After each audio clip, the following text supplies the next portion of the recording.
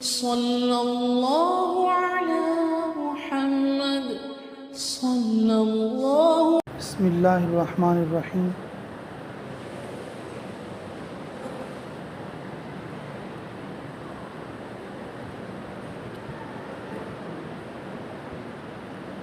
الحمد للہ وحدہ الصلاۃ والسلام من لا نبی بعدہ صلی اللہ علیہ وسلم تسلیما کثیرا کثیرا اما بعد.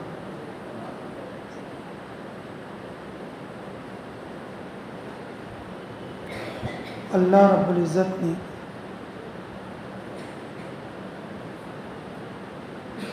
ہم لوگوں کو خیر امت میں پیدا فرمایا.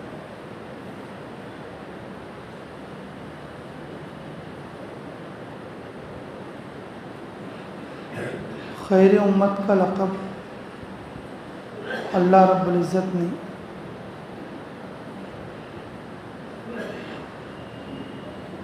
تین کاموں پر مرحمت فرمایا.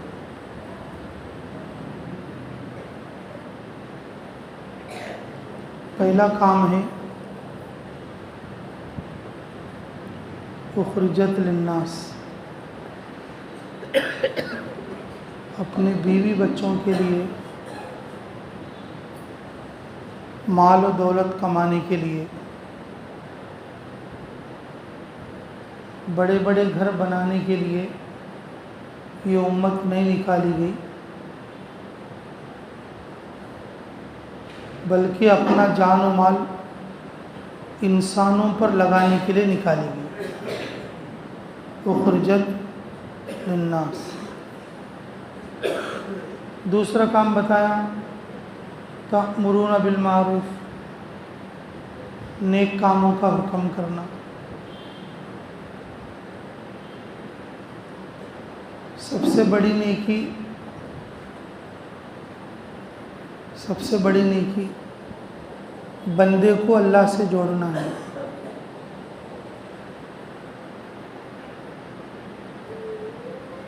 سب سے بڑی نیکی بندے کو کس سے جوڑنا؟ اللہ سے جوڑنا. کوئی بچہ بازار میں روتا پھر رہا ہو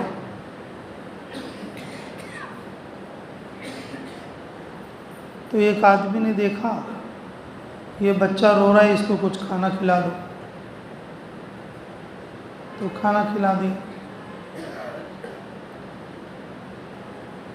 پھر بھی وہ بچہ رو رہا ہے، ایک وقت میں کھلا دیا تو دوسرے وقت میں کہاں سے آئے گا؟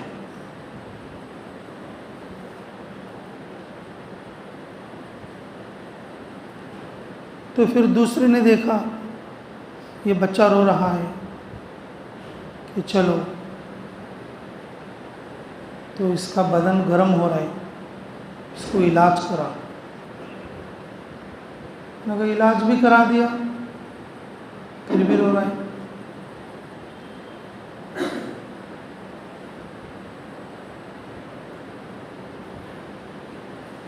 تو ایک تیسرے نے دیکھا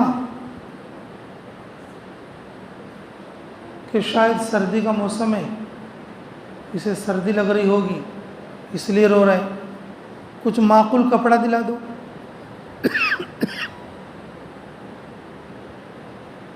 کپڑا دلا دیا پھر بھی رو رہا ہے، شاید اس کے پاس کچھ پیسے نہیں ہیں، اس کے جیب میں کچھ پیسے رکھو، پھر بھی رو رہے ہیں.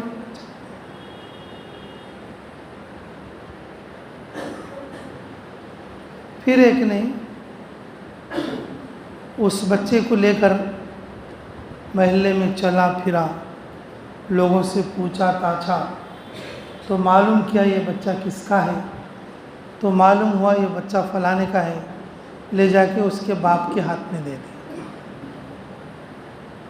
لے جا کے یہ بھی تیرا بچہ رو رہا تھا، لے لو.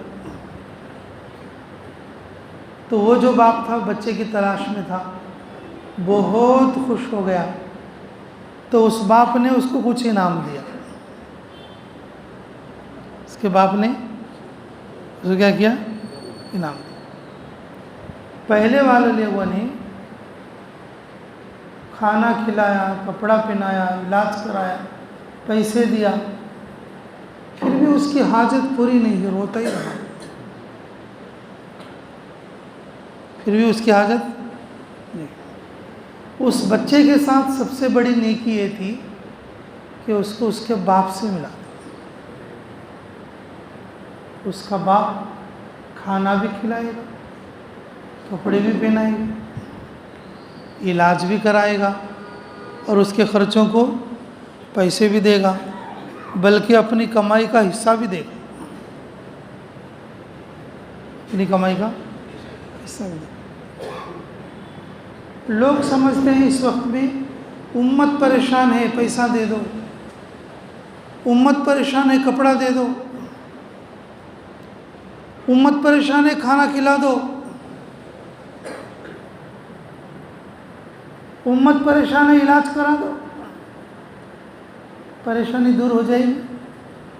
عربی بولو، پریشانی دور ہو جائے گی۔ تم ایک ضرورت پوری کرو گے، دوسری ضرورت آ جائے گی، ایک ضرورت پوری کرو گے، دوسری ضرورت آ جائے گی۔ اگر ایک آدمی کو تم ایک مہینے میں 1,00,000 روپے دے دو، اگلے مہینے میں اسے دوسرے لاکھ کی ضرورت پڑے گی۔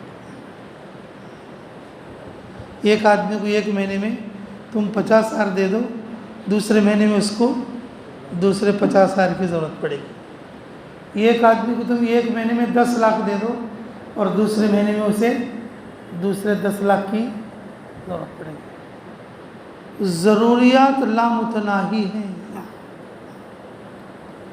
کبھی کسی کی پوری نہیں ہوئی ہیں۔ 10,000 کمانے والے کو اگلے 10,000 کی ضرورت ہے، 50,000 کمانے والے کو اگلے 50,000 کی ضرورت ہے، 1,00,000 روپے کمانے والے کو اگلے 1,00,000 روپے کی ضرورت ہے۔ ایک مہینے میں 5 لاکھ کمانے والے کو اگلے 5 لاکھ کی ضرورت ہے۔ قبر کی مٹی ہی بھرے، اس کی ضرورت ہے۔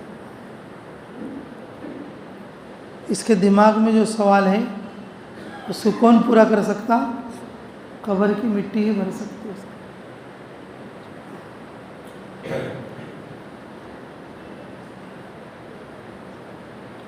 جب بچہ باپ کے پاس چلا گیا تو پھر باپ نے سارے کام پورے کر دیے۔ اسی طرح سے سب سے بڑی نیکی امت کو مال دینا، امت کو علاج کرانا، امت کو کپڑا دینا نہیں ہے، امت کو اللہ سے جوڑنا ہے۔ ہماری ہم سب کی ضرورتوں کو پورا کرنے والا کون ہے؟ تأمرون بالمعروف، نیکی کا حکم کرو۔ سب سے بڑی نیکی بندے کو کس سے جوڑنا؟ لیکن ہم نے یہ سمجھا کہ بس یہ چھوٹی چھوٹی وقتی اور ضرورت کی، اور یہ کام کر کے خوش ہیں کہ چلو بھائی تھوڑا پیسہ خرچ کرنا،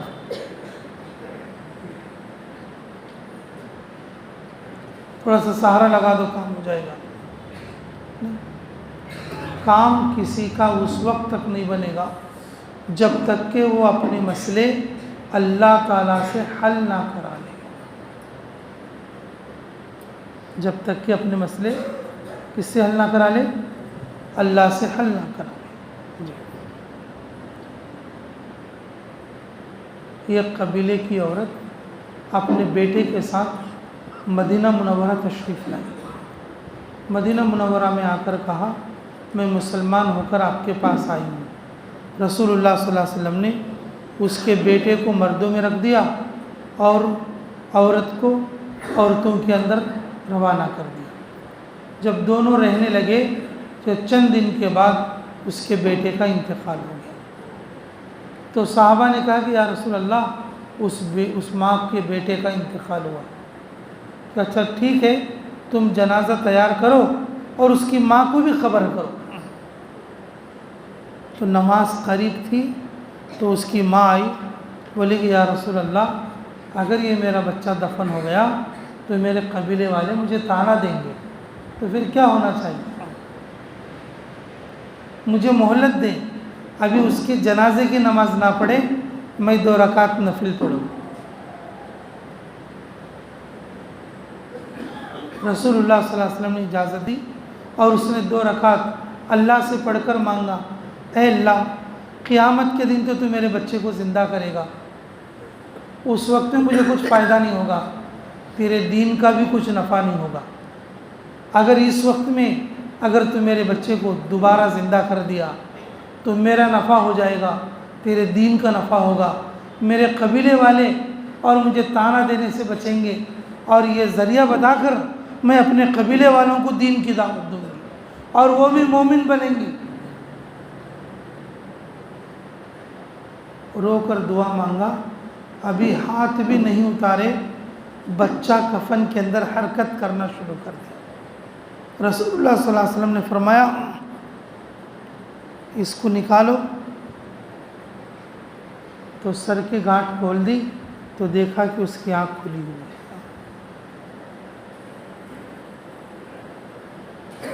تقریباً 45 سال اس کے بعد جیا وہ بچہ۔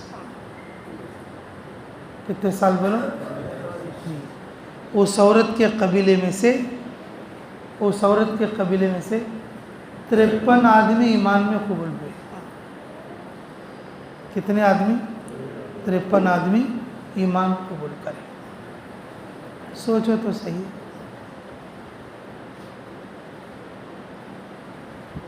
انسانیت کو اللہ کا پتہ بتانا، اللہ سے جوڑنا، اللہ کا پتہ بتانا، اللہ سے جوڑنا، تاکہ سب سے بڑی نیکی یہ ہے بندے کو اللہ سے جوڑو، وہ اپنا ہر کام اللہ سے پورا کرا لے۔ اپنا ہر کام کس سے پورا کرا لے؟ اللہ سے پورا کرا لے۔ اگر ہم کتنی بھی دنیا دیں گے، ہم کتنی بھی ضرورتیں پوری کریں گے، ہم کسی کی ضرورت پوری نہیں کر سکتے۔ ہم خود محتاج ہیں، یہ ایک محتاج دوسرے محتاج کے کیا کام آ سکتا ہے؟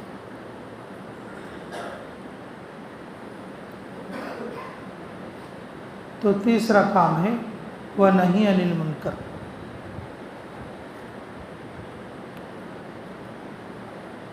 گناہوں سے روکنا، گناہوں سے روکنا۔ گناہوں سے روکنے کی قوت کب آئے گی؟ جب خود آدمی بچے گا۔ جب خود آدمی بچے گا تو دوسرے کو بچا سکے گا۔ جو خود دریا میں ہو وہ دوسرے کو کیسے بچائے گا؟ جو خود ڈوب رہا ہو وہ دوسرے کو کیسے ڈوبنے سے بچائے گا؟ خود بچے گا یا دوسرے کو بچائے گا؟ جو ساتھی کنارے پر ہے، جو آدمی کنارے پر ہے، ڈوبنے والے کو ہاتھ پکڑ کر باہر کھینچ سکتا،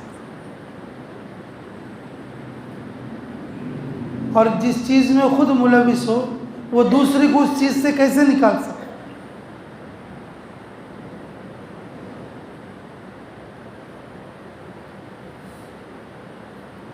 ہماری جماعت یوگانڈا جانے کے لیے بمبئی میں تھی۔ 2-4 دن بعد ہمارا پلین تھا۔ وہاں کے ایک بڑے مفتی صاحب، مفتی اعظم مہاراشٹرا، بہت بزرگ ہو چکے تھے، ان سے ملاقات کے لیے گئے تو وہ بستر پر لیٹے ہوئے تھے۔ ہم نے کہا کہ حضرت ہمارے لیے کچھ نصیحت کر دیں، تو انہوں نے کہا کہ اچھا ٹھیک ہے، تمہارے لیے نصیحت تو میں کروں گا، لیکن آپ مجھے $100 دیں گے۔ تو ہم نے اپنے جیب دیکھا، بولے کہ حضرت ابھی ہم نے ڈالر چینج نہیں کیا،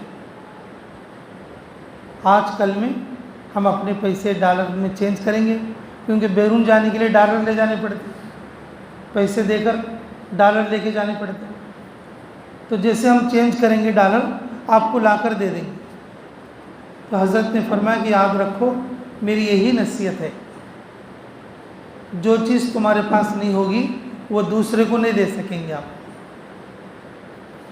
تمہارے ڈالر کی ضرورت نہیں، بس میں نصیحت کرنے کے لیے آپ سے یہ سوال کیا ہوں۔ اگر تمہارے پاس ڈالر ہوتے تم ابھی نکال کر دے دیتے، تمہارے پاس ڈالر نہیں ہے تو تم نہیں دے سکے۔ اسی طرح سے اگر تمہارے پاس یقین ہوگا تو یقین دے سکو گے، تمہارے پاس ذکر ہوگا تو ذکر کی دعوت دے سکو گے، اگر تمہارے پاس اللہ کا خوف ہوگا تو پھر خوف کی دعوت دے سکو گے، اگر تم گناہ سے بچو گے تو دوسرے کو گناہ سے بچا سکو گے۔ جو چیز تمہارے پاس نہیں ہوگی وہ چیز تم دوسروں کو نہیں دے سکتے۔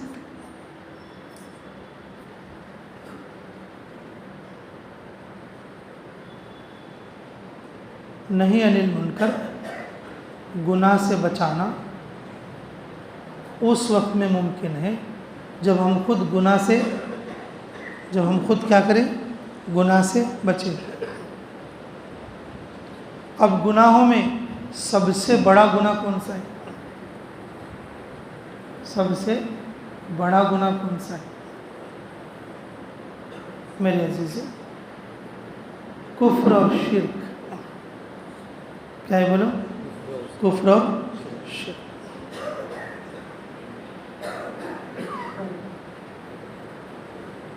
رسول اللہ صلی اللہ علیہ وسلم نے ارشاد فرمایا، مجھے میری امت پر سب سے زیادہ ڈر شرک اصغر کا ہے۔ یا رسول اللہ، شرک اصغر کیا ہے؟ یہ چھپا ہوا شرک ہے اور وہ ریاکاری ہے۔ کیا ہے بولو؟ آدمی نماز تو پڑھے دوسروں کو دکھانے کے لیے، آدمی روزہ تو رکھے دوسروں کو دکھانے کے لیے، آدمی لمبی لمبی دعا مانگے دوسروں کو دکھانے کے لیے۔ شرک خفی، چھپا ہوا شرک ہے۔ اوپر آدمی سمجھ رہا ہے میں بہت بڑا دیندار ہوں، لیکن اس کا کوئی عمل اللہ کے پاس قبول نہیں۔ بندے میں اخلاص نہ ہونا، بندے میں اخلاص نہ ہونا، اس کے اندر ریاکاری ہونا،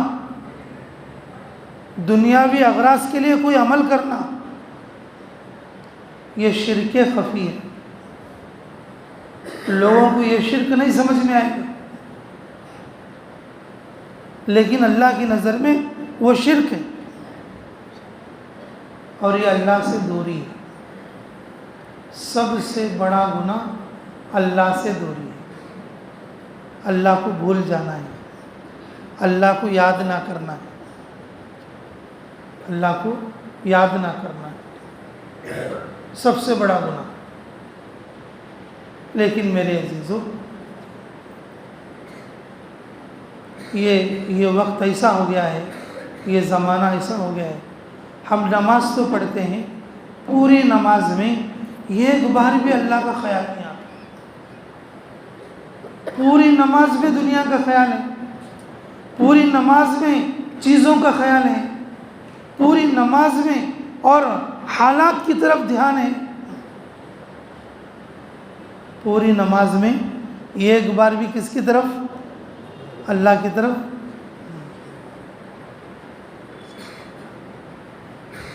اللہ کی طرف دھیان، یہ شرک خفی ہے۔ یہ تو نماز پڑھنے والوں کا حال ہے، اللہ ہماری حفاظت فرمائے۔ ماشاءاللہ آپ لوگ تو ایسے نہیں ہوں گے، میں امید کرتا ہوں کہ ماشاءاللہ آپ پوری نماز میں اللہ کا دھیان کرنے والے ہوں گے۔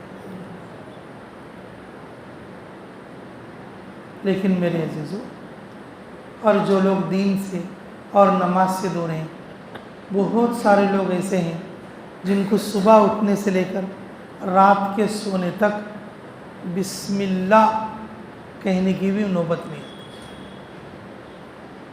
ایسے ہزاروں نہیں، لاکھوں لوگ ملیں گے، تمہارے علاقے میں بھی ملیں گے اور ہمارے علاقے میں بھی ملیں گے۔ صبح اٹھنے سے لے کر شام کے سونے تک عورتوں میں مردوں میں ایسے لوگ ملیں گے ان کی زبان سے صبح اٹھنے سے لے کر رات کے سونے تک بسم اللہ بھی نہیں نکلا. بسم اللہ مطلب کم سے کم کھاتے وقت میں کہہ لے, یا سوتے وقت میں کہہ لے, یا گھر سے نکلتے وقت میں کہہ لے, یا کسی کو سلامی کر لے.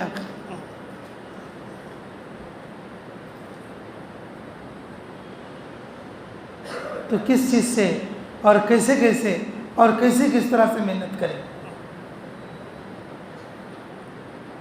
اللہ رب العزت نے خیر امت بنایا, اور خیر امت کے اللہ تعالیٰ نے 3 کام بتائے. پہلا کام ہے اخرجت للناس, دوسرا کام ہے امر بالمعروف, اور تیسرا کام ہے نہی عن المنکر. یہ دوسرے 2 کام کرنے کے لیے پہلا کام کرنا ضروری ہے. پہلے کام کے بغیر دوسرے 2 کام نہیں ہوں گے. پہلا کام کون سا ہے؟ اخرجت للناس. اگر آدمی سمجھے گا میری بیوی کے لیے ہوں تو پھر اخرجت للناس نہیں کر سکے گا. کوئی سمجھے گا میں اپنے گھر کے لیے ہوں, مجھے گھر بنانا ہے, تو پھر وہ اخرجت للناس کا حق ادا نہیں کر سکے گا. اگر کوئی آدمی یہ سمجھے میں اپنے بچوں کے لیے ہوں تو پھر اخرجت للناس کا حق ادا نہیں کر سکے گا. اخرجت للناس کا حق تو صحابہ نے ادا کیا. کس نے ادا کیا؟ صحابہ نے ادا کیا. یہ ایک صحابی قبہ بنا رہے گھر نما جی. تو رسول اللہ صلی اللہ علیہ وسلم نے جاتے ہوئے پوچھا یہ کس کا ہے؟ نے کہا یہ فلاں صحابی کا ہے. جب دوسری مرتبہ وہ آئے, انہوں نے سلام کیا تو رسول اللہ صلی اللہ علیہ وسلم نے اس طریقے سے منہ پھیر لیا.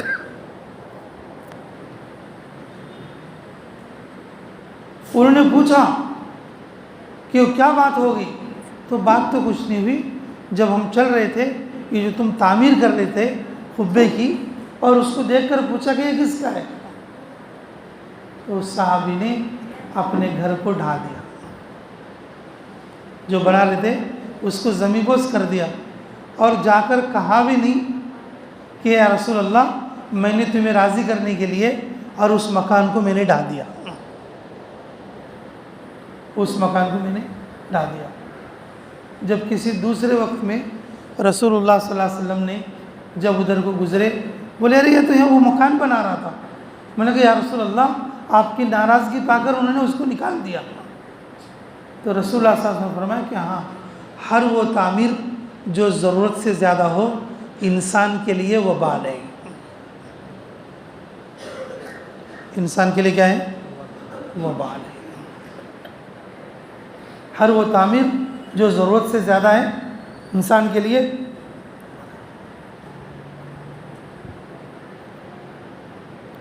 رسول اللہ صلی اللہ علیہ وسلم کے 10 بیویاں, 10 بیویوں کے 10 گھر, 10 بیویوں کے 10 گھر, اور ہر گھر ایسا آپ صلی اللہ علیہ وسلم سیدھا کھڑے ہو جائیں تو چھت میں سر لگ جائے. 10 کے 10 گھر. چلو یہ ایک بیوی کا چھوٹا گھر ہو گیا, چلو دوسری بیوی کا تھوڑا بڑا بنا دو. چلو ایک کچا مکان ہو گیا, پھر دوسرا مکان پکا بنا لو. اصل مکان تو قبر ہے.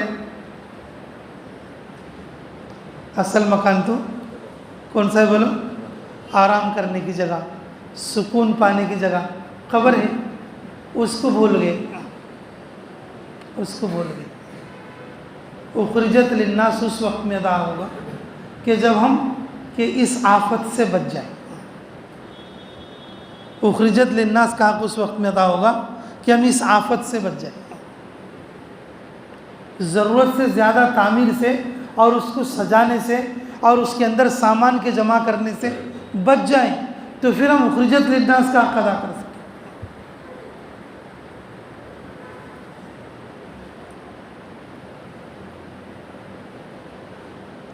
ابھی حال میں میاں جی عظمت صاحب کا انتقال ہوا, آپ لوگوں کو بھی خبر لگی ہوگی. اللہ تعالیٰ ان کے قبر کو نور سے منور فرمائے. کہ پوری زندگی اور دین کی محنت میں اور مرکز کے تابع ہو کر زندگی گزارے، اللہ رب العزت نے اور مرکز میں ہی جو ہے ان کی وفات ہوئی۔ اللہ کے راستے کی موت اللہ نے ان کو مرحمت فرمائی۔ وہ فرمایا کرتے تھے آدھی زندگی محنت کی، گھر بنانا ہے تو گھر بنا لیا، تو باقی آدھی زندگی گھر میں رہنا ہے یہ کہہ کر گزار دیا۔ میں نے کہا کیوں؟ کوئی گھر میں اچھا گدا بنا لیا، گھر میں اے سی ڈال لیا، گھر میں اچھی سی جو ہے باتھ روم بنا لیا۔ میں نے کہا کیا بات ہو گئی؟ میں نے کہا مجھے دوسری جگہ نیند نہیں آتی۔ میں نے کیا بات ہو گئی؟ مجھے دوسری لیٹرین میں اترتا نہ ہے۔ میں نے کہا کیا بات ہو گئی؟ کہ مجھے گھر جیسی سہولت تو کہیں نہیں دکھتی، میں صبح کو جاؤں گا شام میں گھر آ جاؤں گا۔ آدھی زندگی اس کو بنانے میں لگا دی اور بقیہ آدھی اور اس کے اندر رہنے میں گزار دی۔ اخرجت للناس کب ہوگا؟ اخرجت للناس کب ہوگا؟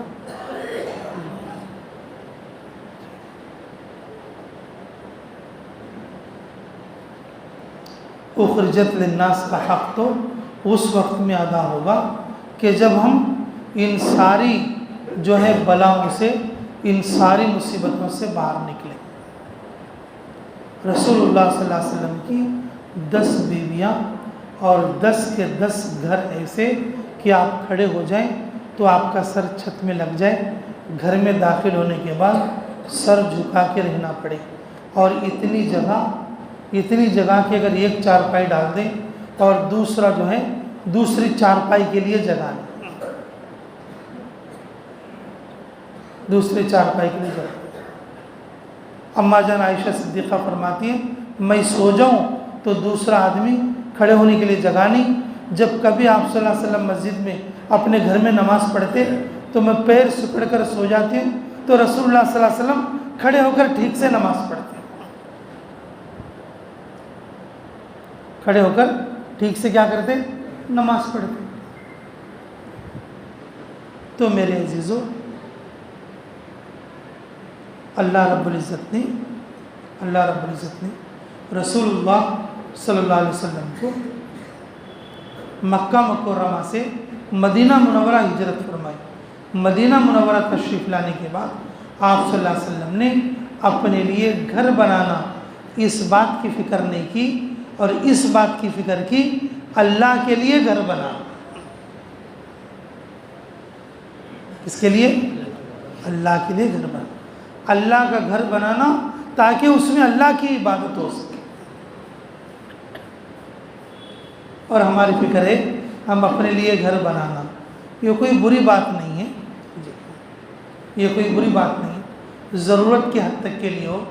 اگر وہ ضرورت کی حد پار کر جائے تو پھر اخرجت للناس نہیں ہوگا، اس وقت میں یہ چیز بری ہوگی، اس وقت میں یہ چیز بری ہوگی۔ تو میرے عزیزو، صحابہ ایسے تھے کہ ان چیزوں کو عبور کر چکے تھے۔ اخرجت للناس اس وقت پہ ہوگا کہ وہ کہ بیویوں کے لیے نہیں، اولاد کے لیے نہیں، بلکہ مکان دکان کے لیے نہیں، بلکہ یہ امت اور یہ انسان، یہ جو مسلم اور یہ مومن پوری انسانیت کے لیے نکالا گیا، پوری انسانیت کے لیے نکالا گیا۔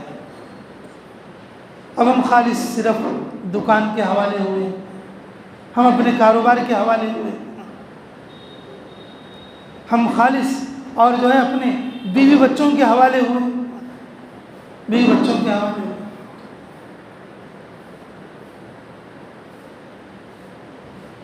حضرت ابوبکر صدیق رضی اللہ تعالیٰ عنہ، رسول اللہ صلی اللہ علیہ وسلم کو ہجرت کا حکم ہوا، ہجرت کا حکم۔ حضرت اسماء فرماتی ابوبکر صدیق رضی اللہ عنہ رسول اللہ صلی اللہ علیہ وسلم کے ساتھ مدینہ منورہ ہجرت فرمائی، اور میرے دادا ابو قحافہ ہم پر غصہ ہونے لگے، ڈانٹ ڈپٹ کرنے لگے، بولے کہ تمہیں اکیلا چھوڑ کر گیا، اور تمہیں کچھ پیسے بھی رکھ کے نہیں گیا ہوگا؟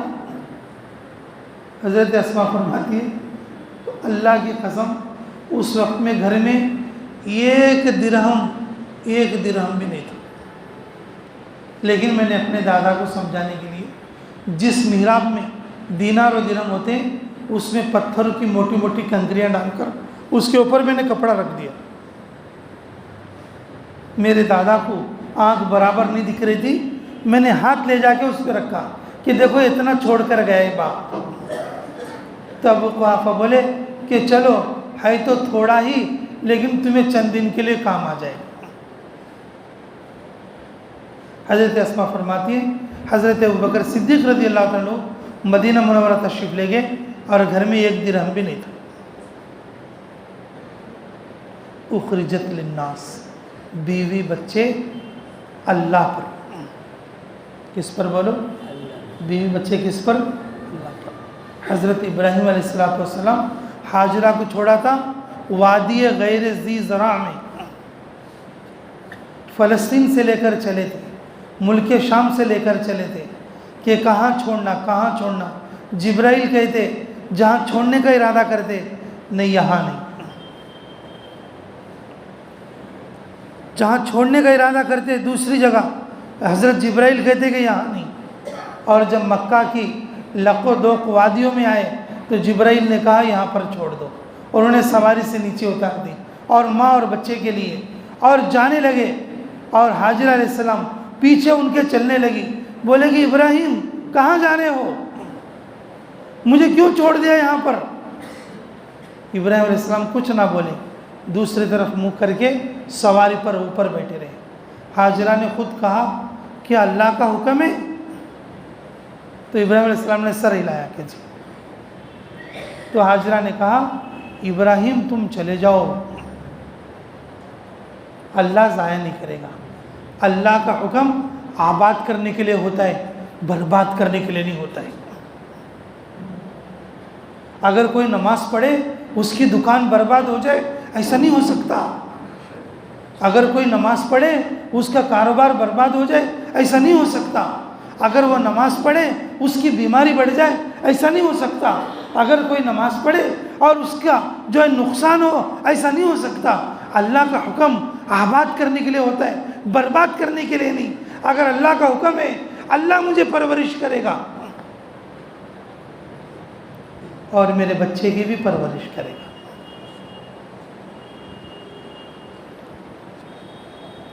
یہ عورت کا ذہن ہے، عورت کا مزاج ہے۔ اپنے شوہر کے ساتھ رہتے ہوئے عورت کے اندر یہ جذبہ آیا، اپنے کس کے ساتھ؟ شوہر کے ساتھ رہتے ہوئے بیوی میں یہ جذبہ آیا۔ چاروں طرف وادی وادی ہے، ایک بھی انسان نہیں ہے، لیکن شوہر کی صحبت کا اثر ہے، وہ یہ کہتی ہے تم چلے جاؤ، اللہ مجھے اور میرے بچے کو اس وادی میں، اس جنگل میں، اس پہاڑوں کے درمیان میں ضائع نہیں کرے گا۔ ارے بھائی ہماری بیوی کو ہم گھر بھی چھوڑ کے نہیں جا سکتے، یہ ہماری صحبت کا اثر ہے اپنی بیوی پر۔ پکڑ لے کے کہاں جاؤ، یہ ہماری بیوی کو ہمارا دیا ہوا اثر ہے۔ جب ہم جانے لگیں گے نہ پکڑ لے گی کہاں جاؤ، نہ میں نے چلے میں نام لکھا دیا، میں نے 4 مہینے میں لکھا دیا، ہاں چلے میں جاؤ گے، ابھی جانا کبھی بعد میں، ابھی تو تم رہو گھر پہ۔ یہ ہماری بیویوں کا اثر ہے، یہ ہماری زندگی کا اثر ہے۔ ابو بکر صدیق رضی اللہ عنہ، ان کے ساتھ رہتے رہتے ان کی چھوٹی بیٹی حضرت اسما، کون؟ اسما، ان کو یہ مزاج آیا، باپ جانے کے بعد بھی دادا کو سمجھانے کے لیے پتھر ڈالے۔ چھوٹی بچی، کوئی کتاب پڑھائی تھی کیا؟ یہ کسی نے کوئی حکمت بتائی تھی کیا اسے؟ باپ کے ساتھ رہتے رہتے دین کی باتیں سنتے سنتے گھر میں، باپ کے ساتھ رہتے رہتے دین کی باتیں گھر میں سنتے سنتے باپ جانے کے بعد پریشان نہیں ہو رہی بچی، رو نہیں رہی بچی، میرا باپ چھوڑ کر چلا گیا اس بنا پر رو نہیں رہی، پیٹ نہیں رہی، بلکہ اپنے دادا کو سمجھا رہی، پتھر ڈال کے باپ چھوڑ کر گیا ہے، تم تسلی سے رہو، ہم تسلی سے ہیں، تم تسلی سے رہو، ہم کیا ہیں؟ تسلی سے۔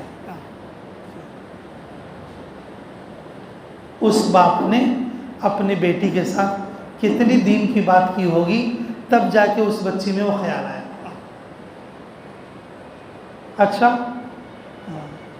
دل پر ہاتھ رکھ کے کہو، گھر میں کبھی کوئی دین کی بات کہی آپ نے؟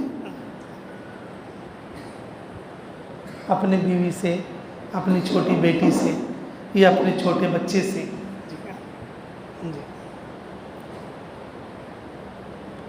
رسول اللہ صلی اللہ علیہ وسلم احد میں جا رہے، کس میں؟ احد میں جا رہے، اور بچے گلے میں تلوار ڈال کر، جو کہ تلوار زمین پہ لٹک رہی ہے، اور ایڑیاں اٹھا اٹھا کے چل رہے، صفوں میں کیا اٹھا کے؟ ایڑیاں اٹھا اٹھا کے چل رہے۔ چلو ہمارا بیٹا کوئی اس رینج کا ہے نہیں، کم سے کم ہمارے بچے کو ہم نے مدرسے میں یا مکتب میں آ کے قرآن پڑھنے کا رینج کا، قرآن پڑھنے کا درجے کا ہم نے بنایا اپنے بچے کو۔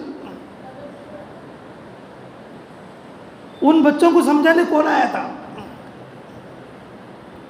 اس بچے کو سمجھانے کون آیا تھا؟ دعوت کے کام میں تو ہے، اپنے بیوی بچے کو بھی نہیں سمجھا سکے بابا، اخرجت للناس کیسے ہو جائے گا؟ اپنے بچے کو نہیں سمجھا سکے، اپنی بیٹی کو نہیں سمجھا سکے، اپنی بیوی کو نہیں سمجھا سکے، اخرجت للناس کیسے ہو جائے گا؟ بار بار ہم سنتے رہتے ہیں کنتم خیر امت، یہ بہترین امت ہے، بہترین امت کے 3 کام ہیں، اخرجت للناس۔ کبھی ہم نے گھر میں تعلیم بھی نہیں کرے، بتاؤ، کبھی اپنی بیوی کو سلا کے سمجھایا بھی نہیں۔ حاضرات ایسی ہیں، وہ یہ کہتے ہیں کہ اللہ کا حکم ہے تو تم چھوڑ کر چلے جاؤ، اللہ ہمیں برباد نہیں کرے گا۔ ہماری بیوی گھر رہتے ہوئے، سارے سامان کے موجود ہوتے ہوئے ہمیں چھوڑنے کے لیے تیار نہیں۔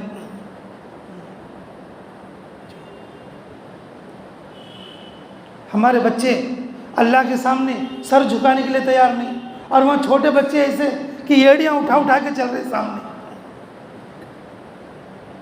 رسول اللہ صلی اللہ علیہ وسلم نے ایک بچے کی اجازت دے دی تو دوسرا بچہ کہتا ہے یا رسول اللہ مجھے بھی اجازت دو، نہ کہا اس سے میں طاقتور ہوں۔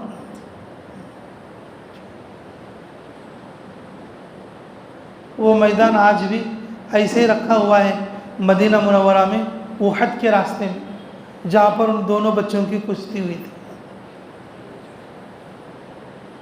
عمرہ جانے والے لوگ آج بھی وہ میدان جہاں آپ کا قیام تھا اور وہ مسجد دیکھ کر آتے، وہ مسجد بھی موجود ہے اور وہ میدان بھی موجود ہے۔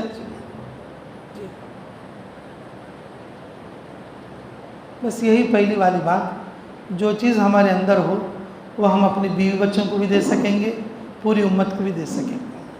ہمارے پاس وہ چراغ جلے ہوئے نہیں ہیں، مسجد میں بیٹھ کر دین کی بات کر لیں گے، مسجد میں بیٹھ کر دین کی بات سنا لیں گے، بیوی کے پاس جاتے سب سبق بھول گئے، اس کو ایک بات بھی نہیں بتا سکے۔ چلو کم سے کم اس کو 3 دن کوئی لے جاتے، چلو کم سے کم اس کو تعلیم ہی کرا لیتے، چلو کم سے کم اس کو اجتماع کو ہی بھیج لیتے۔ جب گھر چلے گئے تو سارا سبق بھول گئے، سارا سبق۔ فارسی کی ایک کتاب میں ایک واقعہ لکھا ہے اور آپ لوگوں نے بھی بار بار سنا ہوگا۔ طوطے کو کلمہ رٹا دیا، طوطے کو کلمہ رٹا دیا، دیکھنے والے نے بغل میں ایک بلی لے کر آئے، لوگ سننے آ رہے تھے بھائی اس نے طوطے کو کلمہ سکھایا ہے، بہت سارے لوگ دیکھنے آ رہے تھے، ایک دیکھنے والے کو بلی بہت پسند تھی، اس نے بغل میں بلی لے کر آیا، تو اس طوطے نے جب بغل میں بلی دیکھا، بغیر کلمے کے کیا بولنا شروع کر دیا؟ ارے بھائی کیا بولنا شروع کر دیا؟ ٹیا ٹیا کرنا شروع کر دیا۔ اور جب دیکھا بلی کو، تو اس طوطے نے کیا بھول گیا؟ کلمہ بھول گیا۔ گھر جاتے ہی ہماری حالت ایسی ہو جائے، ایک حدیث بھی نہیں سنا سکتے بیوی، اور بیوی کا آدھے گھنٹے کا بیان سن لیں گے، ٹھیک ہے جی، ٹھیک ہے جی، ٹھیک ہے جی، ٹھیک ہے جی، لیکن تمہاری 10 منٹ کی تعلیم نہیں سنیں گی، 10 منٹ کی تعلیم نہیں سنیں گی۔ کوئی بھی آدمی اپنے دل پر ہاتھ رکھ کر یہ بتا دے، آج میں نے اپنے گھر میں آدھے گھنٹے کی تعلیم 5 اعمال کے ساتھ کی۔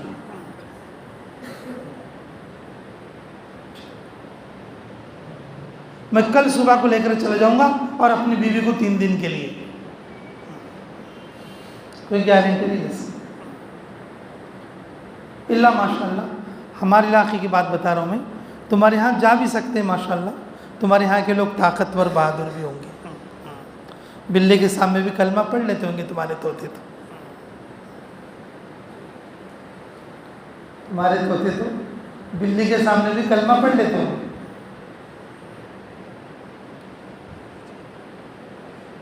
میرے عزیزوں، جب محنت ہوتی ہے عورتوں میں بھی ہوتی ہے، عورتوں پر بھی اثر پڑتا ہے، جب محنت ہوتی ہے تو بچوں پر بھی اثر پڑتا ہے۔ اس وقت میں حضرت جی دعوت برکات ہوں، مولانا صاحب مستورات کے سلسلے میں بہت فکر مند ہے۔ مستورات کا کام حضرت جی مولانا الیاس صاحب علیہ الرحمہ نے جب کام شروع کیا تھا، اور اسی وقت سے یہ بات طے ہو چکی تھی، مردوں کی جماعت اس طرح سے نکلنا اور مستورات کی جماعت اس طرح سے نکلنا۔ تو درمیان میں ہم اپنے جو ہے بڑے لوگوں نے یہ سوچا تھا کہ چلو پہلے مردوں کو اٹھا لیں اور پھر بعد میں مستورات کا سوچیں، چند دنوں کے لیے، اور یہ چیز موقوف ہو گئی تھی، چل تو رہی تھی لیکن اس کی زیادہ فکر نہیں تھی۔ اس کا یہ نقصان ہوا کہ بس دین اور دعوت کی محنت کے گھر کے دہلیز تک ہے اور گھر میں داخل نہیں ہوا۔ گھر میں محنت کرنے والا ایک آدمی ہے، وہ مر گیا تو اس گھر سے دین کی محنت بھی مر گئی، اس گھر سے دین کی محنت بھی مر گئی۔ اگر وہ کہیں چلا گیا اس گھر سے اور دین کی محنت بھی چلے گئی۔ دین کی محنت مسجد کی حد تک تو تھی لیکن گھر کی حد تک نہیں تھی، تو رسم و رواج یہ ساری چیزیں ختم نہیں، اسی پرانے طریقے پر ہیں، اسی پرانی طریقے پر شادی، اسی پرانے طریقے پر زندگی، اور اسی پرانے طریقے پر اور زندگی کے احوال۔ میں نے کہا کیوں؟ عورتوں میں بچوں میں دین نہیں، کیوں اس کی فکر نہیں کی ہم نے؟ مذاکرہ بیان مسجد میں تو کرتے تھے اور گھر میں جا کر خاموش، گھر میں جا کر خاموش۔ اس لیے میرے عزیزوں کہ آدمی اپنے آپ کو دین کی محنت میں، دعوت کی محنت میں بہت زیادہ لگانے کی ضرورت ہے۔ اللہ رب العزت نے خود تعریف فرمائی ہے 3 کاموں پر۔ اللہ رب العزت نے خود تعریف فرمائی ہے کتنے کاموں پر؟ 3 کاموں پر۔ پہلا کام ہے اخرجت للناس، یہ جو امت نکالی گئی ہے انسانیت کے لیے، بیوی بچوں کے لیے نہیں ہے، مال و دولت کے لیے نہیں ہے، کاروبار و دکان کے لیے نہیں ہے۔ اگر جو لوگ اس میں لگ جائیں گے اخرجت للناس کا حق ادا نہیں کر سکیں گے۔ آج یہی ہو رہا ہے، آج یہی ہو رہا ہے۔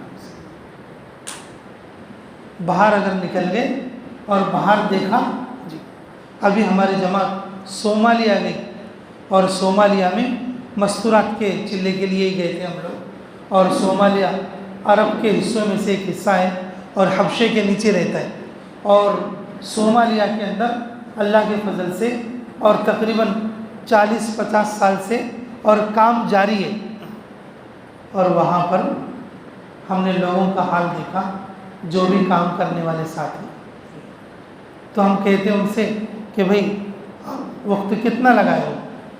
تو کہتے ہیں کہ میرے کوئی زیادہ وقت نہیں لگا۔ پھر بھی کتنا وقت لگاؤں گا؟ بس 15 بار لگے 4 مہینے۔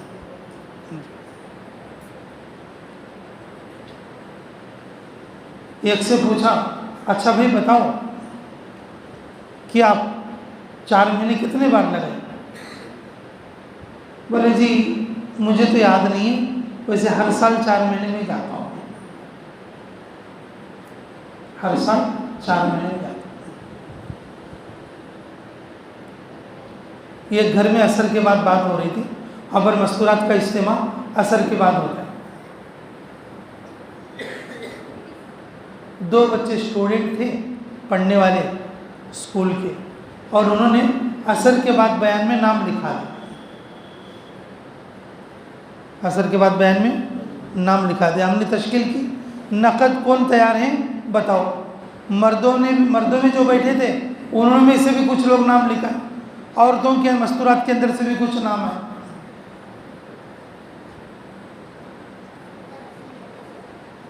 عصر کے بعد بیان کر کے ہم مسجد میں آ گئے تو اس کے باپ نے ان دونوں بچوں کی بیگ ریڈی کرا کے مغرب کو مسجد میں بھیج دیا۔ ہمارے ذہن میں یہ تھا کہ بچے نے لکھا دیا اسے، اب تو اسٹوڈنٹ ہے، یہ تو ابھی تو اسکول پڑھے گا، تو پھر کبھی چھٹی وٹی ہوگی تو جائے گا۔ تو مغرب میں جب وہ دونوں بچے آئے، کیونکہ وہ بچے ان کے گھر میں ہماری جماعت کا قیام تھا،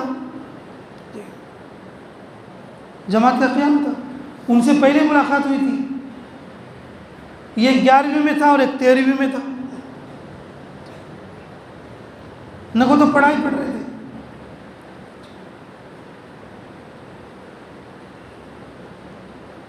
تو بولے کہ میں کیوں آ گئے؟ انہوں نے کہا خروج کرنے کے لیے، ہم نے نام لکھا تھا نا عصر کے بعد نقد میں، تو پھر کیا؟ انہوں نے کہا ابا نے بیگ دے کے بھیج دیا، وقت لگاؤ گے؟ انہوں نے کہا پھر اسکول کیسے کرو گے؟ چھٹی۔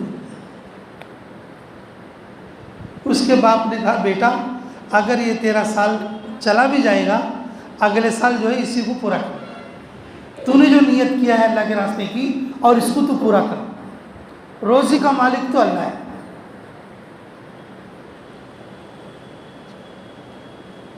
تو پڑھ کر پاس ہو کے جو نوکری کرے گا وہ اللہ کی طرف سے کرے گا، تو نے جو نیت کیا ہے اللہ کے راستے کی، تو جو ہے اس کو پہلے پورا کر اور پڑھائی بعد میں پوری کر۔ ایسا کوئی باپ ہے؟ ایسا کوئی باپ ہے؟ کوئی بیٹے کو تو دھکا بھی نہیں لگنے دے گا، بیٹے تک تو تشکیل بھی نہیں جائے گی، مسجد میں کہہ دے گا ابھی اسے کچھ نہ کہیے وہ پڑھ رہا، اسے کچھ نہ کہیے ابھی پڑھ رہا، پھر وہ پیسے کما کے دے گا مجھے، بڑھاپے میں اس کے پیسے سے میں جیوں گا۔ پڑھو لا الہ، ارے بولو لا الہ الا اللہ۔ کوئی کسی کو نہیں پالتا، کوئی کسی کو نہیں پالتا۔ اگر تم اپنی بیوی بچوں کو جنگل میں بھی چھوڑ کے جاؤ گے تو پالنے والا کون ہے؟ اللہ ہے۔ اگر تمہاری اولاد کروڑ والی بھی ہو جائے تو تمہیں وہی ملے گا 10 روپیہ، اگر تمہاری مقدر میں نہ ہو وہ 10 میں نہیں ملے گا، وہ اپنی بیوی کے ساتھ رہے گا، تم یہاں بھٹکتے رہو گے۔ یاد رکھو ایک بات، کڑوی ضرور لگے گی، سچ یہی ہے، سچ یہی ہے۔ ہزاروں نہیں لاکھوں لوگ اپنی اولاد سے پریشان ہیں، ہزاروں نہیں لاکھوں لوگ کیا ہیں اپنی اولاد سے پریشان ہیں۔ زندگیاں گھٹ گئی، زندگیاں ختم ہو گئی، اخرجت للناس کو بھول گئے، اخرجت اولاد سمجھ گئے، اخرجت للناس چھوڑ دیا، اخرجت اولاد، وہ سمجھے میں اپنی اولاد کے لیے ہوں، اولاد کے لیے کمانا جمانا شروع کر دیا، وہ سمجھا میں اخرجت زوجات سمجھ گئے میں اپنی بیوی کے لیے ہوں، بیوی کے لیے کمانا جمانا شروع کر دیا، اخرجت للناس بھول گئے، اخرجت اولاد سمجھ گئے۔ نہیں میرے عزیزو، انسان کی آنکھیں 2 بار کھلتی ہیں، انسان کی آنکھیں کتنی بار کھلتی ہیں؟ 2 بار کھلتی ہیں۔ ایک تو موت کے وقت میں کھلتی ہے، جب فرشتے دیکھنے لگتے نا، او ہو میں نے پوری زندگی تو اسپائل کر دی، مجھے ایسا نہیں کرنا چاہیے تھا، اب تو کچھ نہیں ہوگا، اب تو کچھ نہیں۔ اور دوسرا کھلتی ہیں اللہ کے راستے. آدمی حقیقت کو سمجھتا ہے. میرے عزیزو، مرتے وقت میں آنکھیں کھلیں گی اور جب سمجھ میں آئے گا زندگی کی حقیقت تو سمجھ میں آ کر بھی بیکار ہوگا. جب آدمی اللہ کے راستے میں نکلے اور سمجھے اخرجت للناس کیا ہے، تأمرون بالمعروف کیا ہے، ونہی عن المنکر کیا ہے، تو اللہ کے راستے میں سمجھ میں آ جائے تو پھر اس کی زندگی بنے گی، اللہ اس کی زندگی بنائے گا. اس لیے میرے عزیزو، یہ محنت مردوں کے لیے بھی ہے اور یہ محنت عورتوں کے لیے بھی. کرو گے انشاءاللہ؟ یہ ذمہ داری کو سمجھو گے؟ اس کے لیے بتاؤ کون کون تیار ہے انشاءاللہ؟ بولو، لکھو بھائی، نام لکھو. ٹھیک ہے؟ دعا میں قریب ہونا بہت ضروری ہے. قریب ہونے سے دعا قبول ہوتی ہے. ہاں، آدمی بیٹھتے وقت میں بیٹھے رہتے ہیں لیکن بات سنتے سنتے بیچ میں چھیڑ آ جاتی ہے، بیچ میں کچھ جگہ یہ ہو جاتی ہے. لیکن دعا کے لیے بھی قریب، جس طرح بات سننے کے لیے قریب ہوتے ہیں اور اسی طریقے سے دعا کے لیے بھی کیا ہونا چاہیے؟ قریب ہونا چاہیے. کہ جو بھی بات میں نے آپ کے سامنے کی ہے، پورے بیان کا خلاصہ صرف 3 باتیں کہ اللہ رب العزت نے ہمیں خیر امت بنایا. خیر امت بنایا 3 ذمہ داریوں کے لیے. پہلی ذمہ داری یہ ہے اخرجت للناس. ہم بیوی بچے اور اپنے کام دھام دکان دھندا اس کے لیے نہیں نکالے گئے، بلکہ ہم نکالے گئے ہیں پوری انسانیت کو دین پہنچانے کے لیے. پوری انسانیت کو دین پہنچانے کے لیے. دوسری ذمہ داری امر بالمعروف، یعنی کہ نیک کام کا حکم کرنا، نیکیوں کا حکم کرنا. یہ جو نیکیوں کا حکم کرنا اپنے گھر سے شروع کرنا، اپنے بیوی بچوں سے شروع کرنا. جس وقت میں دین اترا تو رسول اللہ صلی اللہ علیہ وسلم نے ابو بکر سے بھی پہلے اور اپنی بیوی خدیجہ کو سنایا. اپنے گھر سے شروع کرنا. اس عنوان پہ گھر میں تعلیم روزانہ کرو، چاہے وہ 4 حدیث پڑھے، کم سے کم شروع کر دے. اور تیسری ذمہ داری ونہی عن المنکر، گناہ سے اپنے آپ کو بچانا. اللہ کی نافرمانی جس میں ان چیزوں سے بچانا. یہ دونوں ذمہ داریاں اس وقت میں پوری ہوں گی جب پہلی ذمہ داری پوری ہوگی. جب اخرجت للناس ہوگی تو پھر تأمرون بالمعروف وتنہون عن المنکر، یہ دونوں بھی برابر ہو جائیں گے. اللہ رب العزت نے ہماری تعریف فرمائی ہے اور یہ امت خاص امت ہے، اور اس امت کا جو ہے سب سے پہلے جنت میں جانا طے ہے. جب ہم خود کے جنت میں جانے والے کام نہیں کریں گے، اللہ ہم سے بہت ناراض ہوگا اور ہمارے نبی کو بہت تکلیف ہوگی. اس لیے میرے عزیزوں، جن لوگوں نے ارادہ کیا اور وہ بھی نکلنے کی پوری محنت کریں، اور جن لوگوں کے دل میں ارادہ نہیں ہوا اور وہ بھی اپنے آپ کو جو ہے جلدی سے جلدی تیار کر کے خروج کرنے کی اور ان ذمہ داریوں کو اٹھانے کی کوشش کریں. کرو گے سبھی انشاءاللہ؟ اللہ تعالی ہمیں ہماری اولادوں کو دین اور دین کی محنت کے لیے قبول فرمائے. اللہم صلی علی بدر التمام، اللہم صلی علی نور الظلام، اللہم صلی علی مفتاح دار السلام، اللہم صلی علی رسول کثیر الاسلام، اللہم صلی علی خیر الانام. ربنا آتنا فی الدنیا حسنۃ وفی الآخرۃ حسنۃ وقنا عذاب النار. ربنا ظلمنا انفسنا وإن لم تغفر لنا وترحمنا لنكونن من الخاسرين. اللهم يسر لنا أمورنا مع الراحة لقلوبنا وأبداننا والسلامة في ديننا ودنيانا، وكن لنا صاحبنا في سفرنا واتمس على وجوه أعدائنا. اے اللہ، ہمارے گناہوں کو معاف فرما، ہمارے خطاؤں سے درگزر فرما، ہمارے جرم عظیم کو معاف فرما، ہمارے حق میں خیر کے فیصلے فرما، مراشد امور الہم فرما، غیبی تائید شامل حال فرما. اے اللہ، جو لوگ یہاں پر جڑے ہیں، بیٹھے ہیں، جمع ہیں، بات سنے ہیں، نیت کرے ہیں، دل میں جن کا ارادہ گزرا ہے، اللہ سب کو قبول فرما لے. کسی کو محروم نہ فرما، کسی کو مردود نہ فرما، ہر ایک ساتھی کو قبول فرما، ہر ایک کے بیٹھنے کو قبول فرما۔ کہنے والے سننے والے سبھی محتاج ہیں، اللہ سبھی کو عمل کی توفیق نصیب فرما، اللہ سبھی کو عمل کی توفیق نصیب فرما۔ اے اللہ ہماری تشکیلوں میں جان پیدا فرما، ہم اپنے گھروں میں تعلیم کرنے کی توفیق عطا فرما۔ اے اللہ ہماری علاقے کی جو جماعت آئی ہے، اے اللہ اس کے یہاں پر آنے کو قبول فرما، یہاں پر محنت کرنے کو قبول فرما، مردوں کو اور مستورات کو قبول فرما۔ اے اللہ جن جن لوگوں نے ہمیں کھلائے پلائے یا محبت کی نظر سے دیکھے، اے اللہ انہیں ان کی اولادوں کو قیامت تک کے لیے قبول اور منظور فرما۔ حاضرین مجلس کی مغفرت فرما، بڑی عمر کے لوگوں میں اللہ ان کی عمروں میں برکت عطا فرما، تاجر کی تجارت میں برکت فرما، اللہ ملازم پیشہ کی ملازمت میں برکت فرما، مزدور کی مزدوری میں برکت فرما، اللہ کسان کی کھیتی باڑی میں برکت نصیب فرما۔ اے اللہ یقین میں برکت فرما، خیر میں برکت فرما، شفا میں برکت فرما، نیکیوں میں برکت فرما۔ اے اللہ ہماری کمائیوں میں برکت فرما۔ اے اللہ جس وقت میں جن چیزوں کی ضرورت پڑتی ہے تو غیب سے ان چیزوں کا ہمارے حق میں انتظام فرما۔ اے اللہ اس مسجد کو، اس مرکز کو قیامت تک کے لیے آباد اور شاداب فرما۔ اے اللہ اس پوری بستی پر دن دگنی رات چوگنی اے اللہ تیرے دین کی محنت کے پھیلنے کی توفیق نصیب فرما۔ دعوت کے کام کرنے والے ساتھیوں کی مدد اور نصرت فرما۔ اس پورے علاقے میں جو علماء اور صلحاء جو نیک لوگ ہیں، اللہ ان کی عمروں میں عافیت کے ساتھ برکت نصیب فرما۔